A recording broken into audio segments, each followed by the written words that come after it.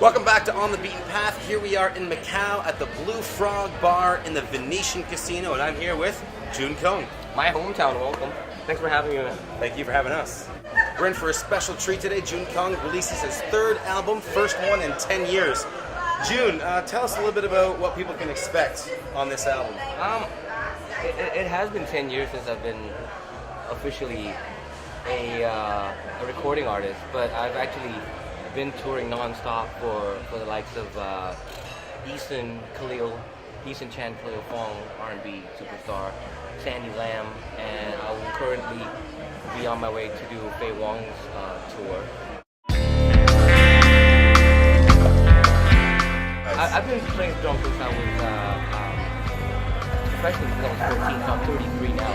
Okay. So I've had quite a lot of recording experiences. But as for an album, everybody would say, "Oh, Jun Kong, the drummer, releasing an album. It's got to be like really rock because he wears black. It's got a mohawk. It's got a mohawk. Or it's got to be this." No, it's just I'm a radio-friendly person. I love listening to the radio. I love when people pop in one of my songs and can sing along to it. So you want to give them that experience as well? Yeah. I mean, but when you come watch my live show, that's a whole different experience. You know, like you don't have to pay for the album. I mean, come on, let's be honest. Come on. Open your email right now, look at how many freaking MP3s you have right there. So don't talk to me about, I'm gonna go buy an album. You make it sound like the people make it sound like it's like, wow, I'm gonna go buy an album. I mean, people used to do that all the time, but now it's like, I'm gonna go watch a concert. Live music is a whole different experience. Sure. You're there, in a Coliseum or in a bar. Next week I'm on tour in China with Khalil, playing in front of like 30,000 people. Wow. That's for sure. That's an average. So when I did my first concert in 10 years, in front of 3,000 people last month, everyone was like, "Oh, Jun, you must be nervous." I was telling myself, dude, you tour for an average of 50,000 people per week. So 3,000 is really nothing. But it's very humbling to get out on stage to play my own songs. So it's a live... It's humbling and rewarding. Absolutely. Now, Jun, your biography reads like United Nations opening address, right? Like you were born in Hong Kong. You grew up in Macau. My father's Filipino. My grandmother's Mexican, Chinese. My grandfather's Portuguese, Chinese. So I'm just chicken chow mein. There it is. A bit of everything, right? So, what kind of influence, if any, does that have on you kind of having a desire to be a global musician, to have your music heard all over the world? I wouldn't say I would want to be a global musician. I'm just using music, or I'm just utilizing it as a means to communicate to people. Sure. And especially in a live situation, you see people's reaction when you give them a big bang. You see their eyes go. That's the kind of high that we as musicians we love. Like I was telling Teddy and Peter Scher, two of the most amazing musicians that I've ever met, and of course great people. I told them, man, I don't know what kind of crowd it's gonna be. Right. We're lucky we could get them going, but you never know, because Macau is such a melting pot for all cultures. Sure. Australians, you have Portuguese, you have Chinese, you have Macanese. People come here for one reason, and it's a bonus that there's music being played, right? People are coming to the Venetian, not necessarily to hear music, but there's great music in the bar, so they might come and check you out. There's something to do at the Venetian, at the casino, or at casinos all over. I mean, there's, you're supposed to be, it's like a one-stop shop. Right. You want to go there in the afternoon, do some shopping, have dinner, sure, grab a drink, watch a show, then grab some more drinks, and hopefully don't get killed on the way home. You never know. Certain countries plus alcohol equals to a lot of fun, if you know what I mean. I really believe, as musicians, doing your job is a must. But I also really firmly believe that it's the vibe that you bring in. I'm heavily influenced, I know you are as well, heavily influenced by stand-up comedy. Right. Yeah. And I think a lot of, I don't know, I mean, this is something that Dave Chappelle once said, and I really, really believe it. And I take his word, and I just translate it into Chinese, which is, musicians think that they're funny. And comedians think they can sing.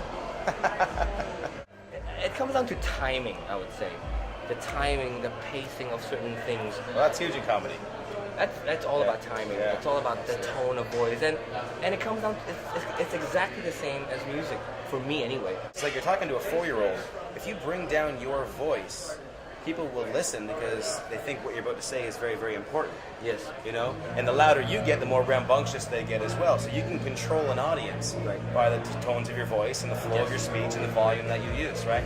So yeah, the same thing happens in music, and the same thing happens in stand-up comedy as well. And also, I working with so many great singers, and I would use great, like, not so easily, but these guys are great. Like, they would just walk up and just stand there, and their body movement is telling you something very, very strong. I was doing these radio promos to sell, the album, sell records, and they would say, "Jude, no matter what, please don't say that you're from Macau." I go, "Why?" Macau is always affiliated with girls and gangsters and gambling, so we don't want to have that image on you. I was like, "But this is where I'm from." Just like how my father said, "Don't play music." Why? He couldn't give me a reason to convince me. Just like these, I would say, older generation of record people, they couldn't give me a reason. To not say you're from Macau. I'm from Macau. So what I did, being the smart ass that I am, I went to the ruins of St. Paul. I got one of those Macau t-shirts, and I wore that throughout the whole promotional period. I was just like, I thought we were all brothers and sisters. We're all from planet Earth, right? Whatever happened to that? And I'm so glad that I didn't give in, because it just made me so much stronger. Get out and go to a place where you're going to enjoy your evening. Don't let whatever that's there distract you or just ruin your evening, because it's not worth it. Instead of complaining, he sucks. He can't sing. But they still sit through the whole show. Sure. I'm a prankster, man. As you should be. I used to be a jokester, but I guess I've gotten the chip by my fellow musician friends. I'm starting to do pranks now. One thing I have to really be proud of is this the profile picture. The profile picture, really. I mean, girls look at this, they don't want to take a picture of this. Seriously, girls look at this. Oh yes. They would ask me, "Can you take a picture?" Like, seriously, Hong Kong girls, like, they do this. You know what I mean? So I'm kind of like, but I'm just right here. They like the packaged product more than the real thing. Probably. That's why it's called a product. It makes my day if you brought yourself a copy of this. In Hong Kong, can I brag a bit? Brag away. When this first came out, it was the #1 album in HMV for 2 weeks. Yay. Like what, 2,000 copies sold, But being independent, I would say that is a really, really big step. Yeah, because absolutely. we funded everything. We did all the marketing. We packed out a concert in Star Hall in September. So we did everything our way without having the record company go, "You have to do this. Sure. You have to sing karaoke." There's nothing wrong. There's a whole laundry list of steps that an artist must do for a label, for promotion-wise, that they want them to follow through, right? Absolutely. So if you are an aspiring musician, I mean, there's internet, there's a lot of these websites. You could just, file share with people. Just get your name out there. Just get your music out there. I don't know how I got out there. I guess I was just lucky. And I'm sure you played since you're 14. You were playing a lot of drums. I've been playing a lot of drums. A lot of dues I had to pay. A lot of people that didn't want to pay a 14-year-old the full price. Hey, you're only 14. We should pay you half.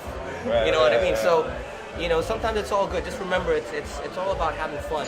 I'm doing what I like to do. So all I can say is I'm enjoying every moment of it. If I die right now, hey, I'm good. I'm good to go, man. Once again, thank you, June. I'm Steve. We're on the beaten path in Macau. Catch us live somewhere on this planet. Peace. It is for you, by the way. Oh, well, thank you very much.